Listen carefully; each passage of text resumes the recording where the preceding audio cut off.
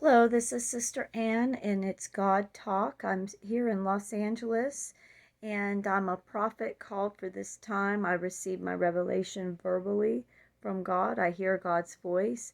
I see Him, and He gives me messages in encounters, visions, and dreams.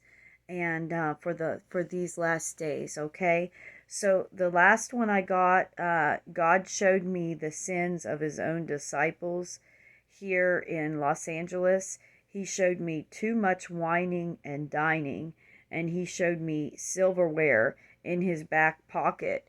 Like people were so concerned about greed, and that they were really enjoying the pleasure they were getting there, and they were choosing that over him. They were not putting him as priority. And God said, just pay. He says it to me too. We have a debt to God. You know, even Apostle Paul said he had not arrived yet to the finish line. So we have this, and we must pay God. And you can take a look in the book of Matthew. It talks about the faithful and the unfaithful servant. When God came back, he said to the faithful, well done. And then the unfaithful one who didn't make a return on his talents, he cast him in outer darkness.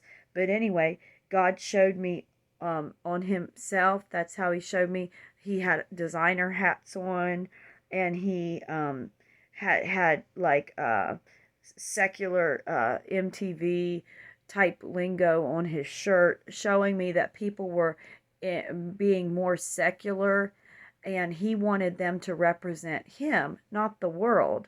Remember, we're a peculiar people set apart. And he showed me we should be doing healing miracles, have that type of power. And he said, seek his power. And so he showed me that to baptize others. And he showed me again in Los Angeles, people have chosen to have a steak dinner over him. So they still like the life, even though we've had the COVID outbreak and over 1 million people have died, and it's increasing. And he's showing me that they still like that lifestyle. And he says it's very cold outside, meaning the iniquity, the sin is very much in the atmosphere, and it's making a terrible atmosphere outside. It's cold, it's unloving, it's unnatural. And God has also, prior to this in DC, he hasn't said it here, but he said the people were undeserving.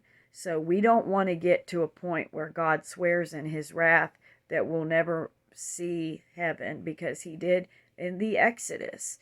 The people continued to be in idolatry, and he called them back, and they continued to play for 40 years, and then he finally swore in his wrath.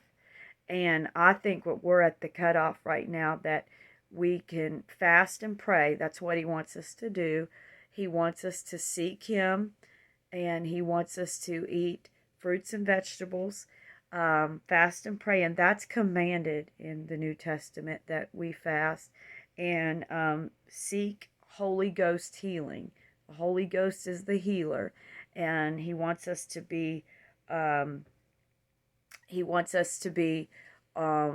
being fishermen of men and women, and testifying. And he wants us to be given little missionary books to the young people. You can get free missionary books on missionarypress.com. Okay, so also, what is happening with the election? Well, I believe God is allowing this, and this is why. He's allowing Mr. Trump to fight for this, go to the Supreme Court. We know Mr. Trump won because Biden is a high treasonist. He committed blasphemy. He went against his own country. You can get my book if you want to see. I'll email it to you. Biden did so many things that he should have never ran. The government is corrupt in America. They shouldn't have never let that man he should be in jail, for what he did. He broke the First Amendment, 14th Amendment. He was part of the Iran deal, giving Hezbollah billions of dollars to make a uranium bomb that they want to blow up the USA and Israel. And Mr. Trump is taking an initiative to destroy that uranium bomb. However, the government doesn't want him to do that in America because the government still has shadow people and still has people that side with the demons. And why is God allowing Mr. Trump to be done this way and allowing the Christians to sweat a little bit? God is showing who the Judases are. He already knows. So let me just name already in the Republican Party people that have turned on Mr. Trump. Robert O'Brien, a Republican, he has said he acknowledges Biden is as the president, and Biden is absolutely not the president. And he says Senator James Risch of the Foreign Relations Committee, these are Republicans again. He has referred to Biden as the president-elect. Senator Mark Rubio has acknowledged to Biden as the president-elect. Senator Roger Wicker, another Republican of Mississippi, wants to give Biden access to intelligence briefings. Red flag. And Senator John Cornyn of Texas said he didn't see any evidence that any incident of voter fraud has been committed. Well, it absolutely has. The voting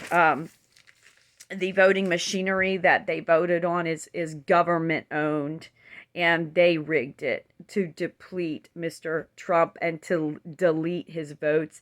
And they had all kinds of people's names on Biden's votes that were dead in the grave. This is from the shadow government. And so they miscounted ballots. They did all kinds of things. Mr. Trump was an obvious lead. And so also Ohio governor is a Judas. Mike DeWine stated, certainly based on what we know now, that Joe Biden is the president-elect, and he encouraged a transition of power. He encourages it. And so there's several more. And so that's why God is allowing it. God is draining the swamp in the Republican Party. And it is a lot like the American Revolution. Now you say, how can he drain the swamp? Because they're already senators. Even John Kerry turned on Mr. Trump. And he's not a believer. He's a Mormon, and Mormons have a different doctrine. And so Mr. Trump is a warrior. God told me he's in the ministry. He does have past mistakes like we all have, but God is working on him. God is revealing himself to him.